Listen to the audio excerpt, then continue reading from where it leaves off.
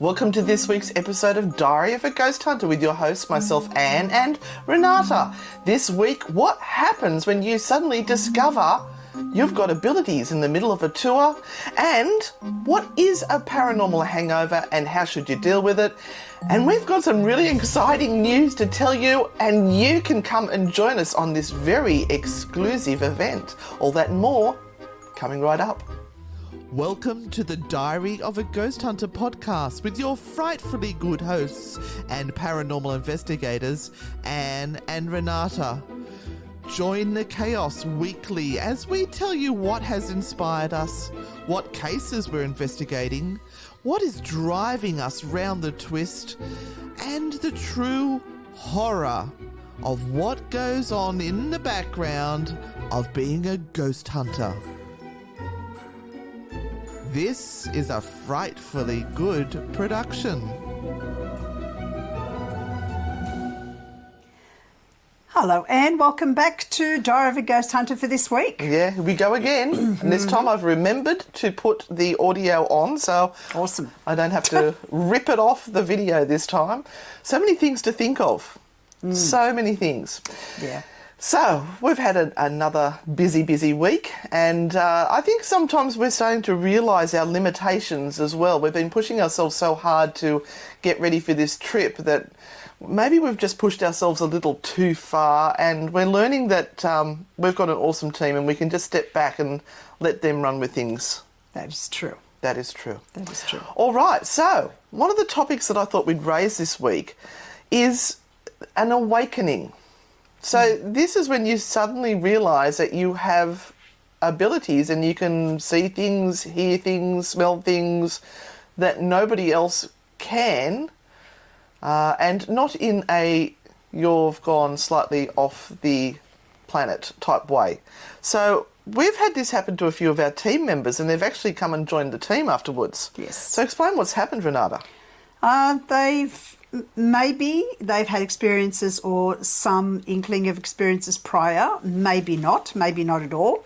Or maybe they've just had thoughts that, no, I can't feel or see anything, which is often the case. They kind of think, that was just a coincidence, or they make up stories about, what they might be feeling, just to negate it. Try to explain it away in their heads, yeah. And then they come on a tour and they discover that because we have raised energy and because we have put them in a state where they're sending out their field to be feeling everything else that's going on and sensing what's going on, and they're in a space where probably they've never been before, so they've got heightened sort of states. Yeah, suddenly they are doing that. They're sensing and feeling things and going, oh my God, I can't believe this is happening. So, we've had a few people that have had to walk out of spaces because they're feeling something that they've never felt before. And they're a bit freaked out about it. Because I look at it this way. When you come on a ghost hunt or a paranormal investigation, or you go to a haunted location because you want to see if the ghosts are there, you are giving permission almost for your abilities to reach out the spidey senses to see if you can connect. So you may never have actually done that properly before. You've just had, as Renata was saying, little inklings of things.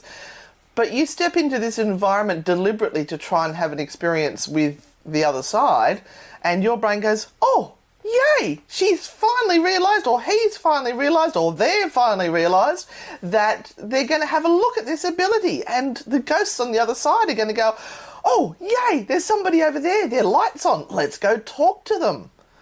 And they can experience this in different ways, and this is where we get into the clairs. So, Chocolatey Claire, caramel eclair, and mock cream. Anyway, we do have an obsession with mock cream. Some people may see something in their mind, or they may think they're seeing a projection of something right there in front of them that nobody else can see. Some people may smell cigar smoke or urine or gunpowder or something like that, but nobody else can smell it. There might be other people who feel the emotion of what that person was going through and will suddenly burst into tears for no particular reason. And that is the ability of that person to sense the other side, because it's not all the typical, I see dead people. That's actually very rare. There are so many different ways that we can connect. What are some of the other ways, Renata? Well, as you mentioned, seeing, feeling, hearing is another thing. So hearing voices, hearing things that nobody else is hearing. Tasting, Yeah, tasting. Touch. Yep. Feeling a sense of closeness to some sort of energetic form when everyone else is going, can't feel anything. I can't feel anything. I can't feel anything. So there are a number of different ways, as you said. Some people have multiples. Some people just have one, and that's okay. Either or doesn't matter. That's just what happens. But there are two things that can happen when that does happen. It can freak a person out completely, and they go running and they don't want to have anything to do with it. It's totally out of their spectrum of understanding. Or they go, I want more of this. Yeah. I love when we were in Northern Ireland. Was it last year? Was it last year? It was, yes. Yep. And we were working with one of the beautiful teams there. I think the Shadow Hunters. And there was one lady that came up to you and she said, I don't get anything. I don't get anything at all. Everyone else is getting stuff. And I don't get things. And then she said, except. Mm-hmm. And I can't remember what it was. But it was, I think it might have been, say, emotion. And she thought she had no abilities whatsoever. What she didn't realise is that but was her superpower. And Renata actually pointed it out and said, you do realise that that's your ability, your superpower. And she suddenly went, oh, I didn't realise that. And she felt as if she was now part of the team and she had a place. And it was actually a really joyous moment. But what happens? So what happens if you're on a tour and all of a sudden you can see ghosts or smell ghosts or have them interact with you in some way? Now, as Renata said, some people wanted to go, yes, let's do it. Other people go, hell no. What should they do? It's up to their state of mental capability at the time, and depending on what they saw. Most people get quite scared or frightened to begin with. It's a shock. They've just had something happen to them that they are not prepared for or weren't prepared for, even though they came with the desire to have that actually happen. Yeah, the reality is something very different. It's a different kettle of fish when it actually does. And so it's important to settle them down and to ask a lot of questions. So asking a lot of questions grounds them back. They have to think about the things that are happening, so it brings them into the moment. So it's really good to ask questions, look at them straight in the eye, sometimes even hold them or touch them. Again, that's a grounding technique. Appropriately? With permission. It's a grounding technique to touch them on the shoulder or something for comfort, and then just say, well, what happened? Do you want to explain it to me? And just listen to what they say. And then you kind of go, well, what do you want to do with that? Are you okay with that? Is there something else you want to talk through? We may say at the jail, depending on where it's happened, yeah, lots of people get that here. So that's really cool that you're feeling that too. So that bit of connection and going, yeah, I do believe you, because that's the next thing people worry about. If they say something, they're not going to be believed. They're going to be thought of as weird. And then just kind of going, well, what do you want to do now? Do you want to sit out the next bit? Do you want to come and do more? And that will depend on what the person is saying. But I would suggest to people to go really slowly over those next steps, to just allow what happened to integrate, because you can see people kind of disappear into their mind as their mind is trying to still to process what's going through. So sometimes they might need that little bit of time. So just making sure that you have someone around you that you can sort of again, be aware of, can be a buddy for a little while. Some people have walked out of sites, walked away from tours and gone, I can't do this. It's been so huge for them. And some people just, when the tour is finished today, it's like they have a motor mouth and they cannot stop talking about it. They go through everything and they ask you 50,000 questions and they can't stop talking about it. It's joyous to see that the opening up and the realisation that there is more. Yeah. And then often their worry is, oh my gosh, I've opened myself up. Is this going to happen 24 hours a day? Is this what's going to happen now 24 hours a day? It's like the switch has been switched on and they don't know how to switch it off. It's like once that baby comes out, you can't stuff it back in the box. It's just not going to happen. So you've got to learn to deal with it. Yeah. And it's, the more you think about it, the more you tend to get hypervigilant. So again, grounding, doing what you normally do in your day-to-day life, and just putting that in a space in your brain that says, I've had that experience. Now I kind of know what to look for. Yeah. So if I have that experience again, I know what that is. And if you're really worried, reach out to the people that ran the tour and say, this has happened to me and I'm seeing things now I've never seen them before. Can you point me in the right direction? Can you give me some advice on what I should do next? And hopefully they will be able to put you in touch with someone that might be able to, a book to read or a video to watch or a course to do. They should be able to help you in some way. Should be able to help you. All right, so what was our next topic? Because my brain is mush. Paranormal hangovers. Oh, what is a paranormal hangover? So this kind of goes hand in hand with the first topic that we talked about, because, again, when you are doing a paranormal investigation, you are asked to focus and you are asked to take your energy and push it out of the normal space it inhabits, which is often very, very close to you. And that can, over a couple of hours, be really draining. And we often talk about waking up the next day feeling like we've been dancing for 5 hours or on my feet get so sore. On the alcohol for a couple of hours. Yeah, we've been at the pub on the straight vodkas. It's a little bit like a brain fog and not feeling fully energized. So a lot of people do suffer this, and again, the longer the investigation, the more you tend to have that hangover. So it's really important to do whatever you normally would if you had a real hangover, which is hydration. Sleep, rest, electrolytes. Yes, having something to eat that's protein-based to give you a little bit of energy.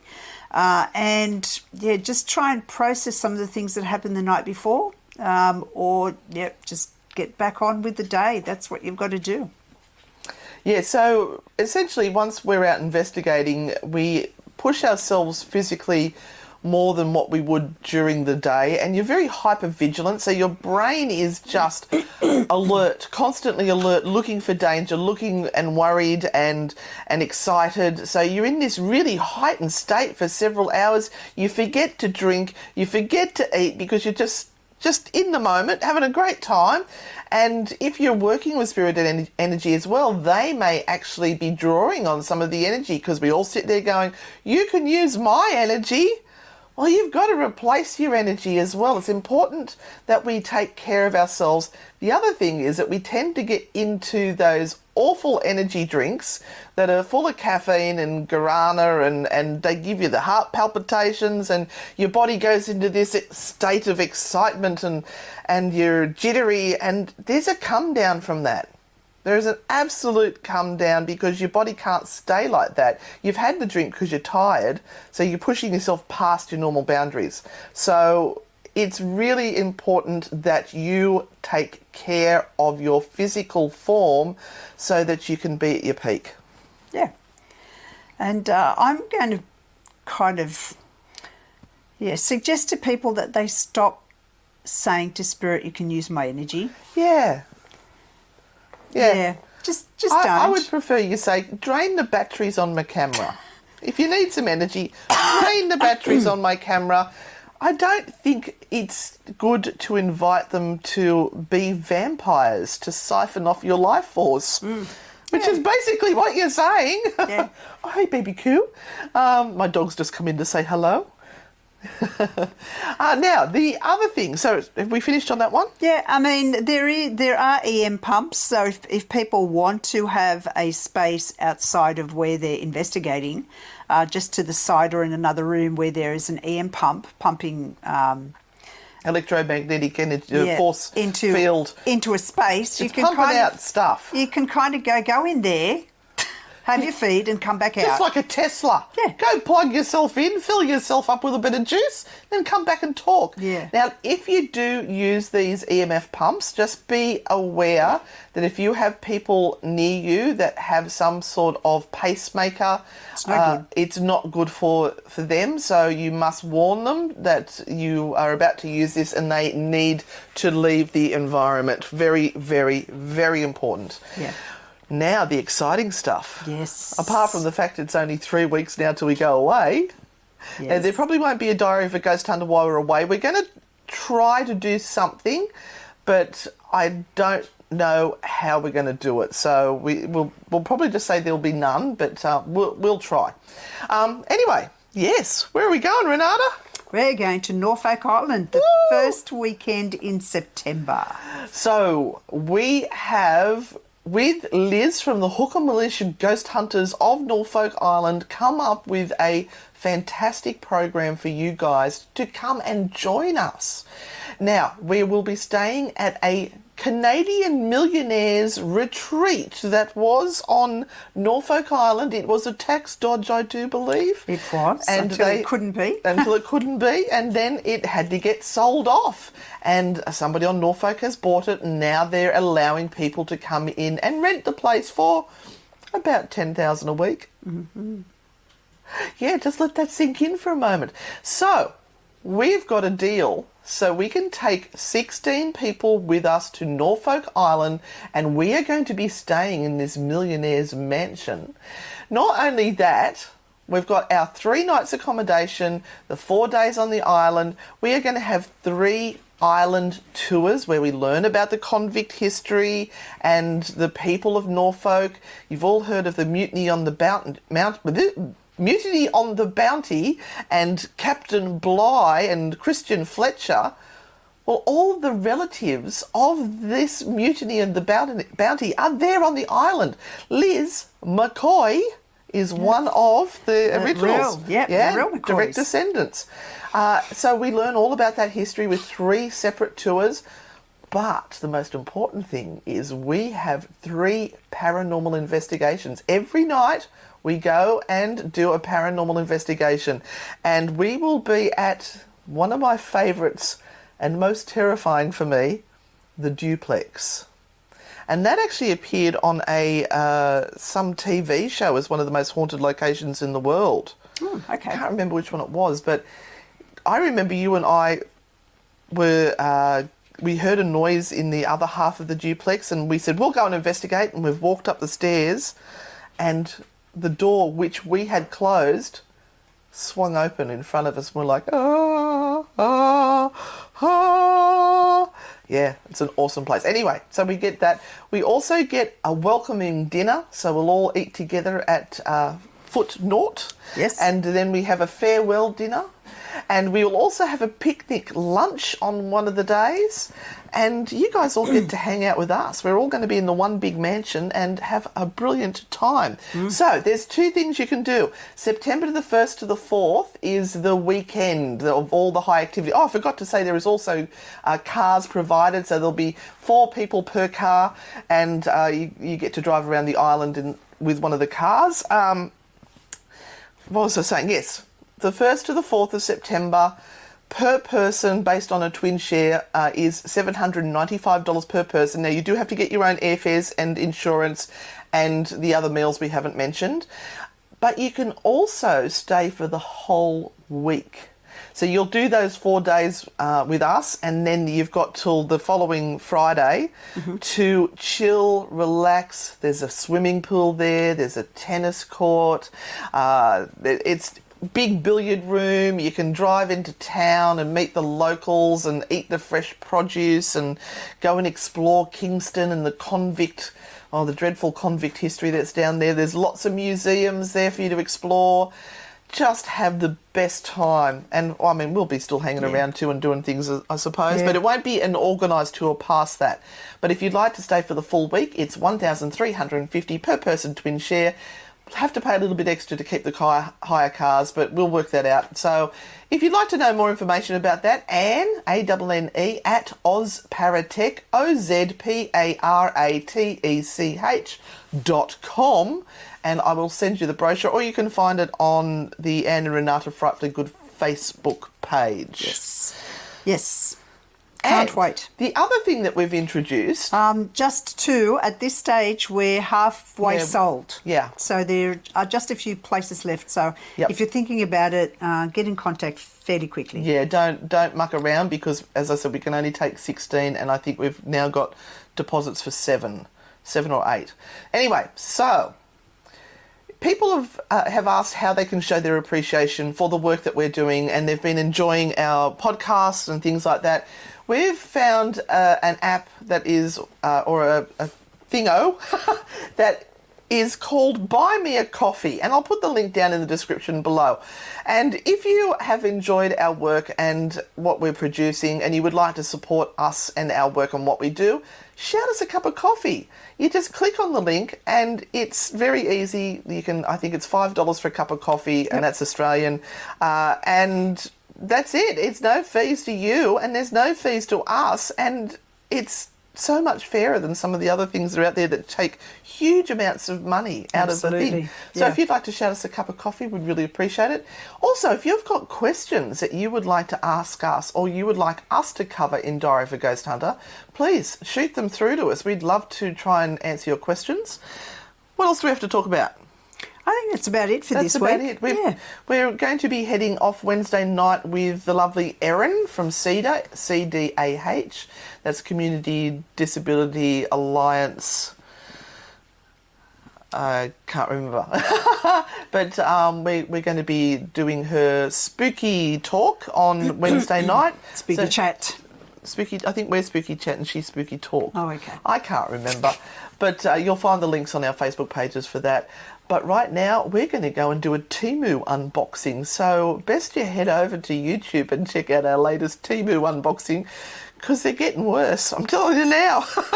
Thanks for being here, guys. We'll see you on the next episode. Bye. Bye.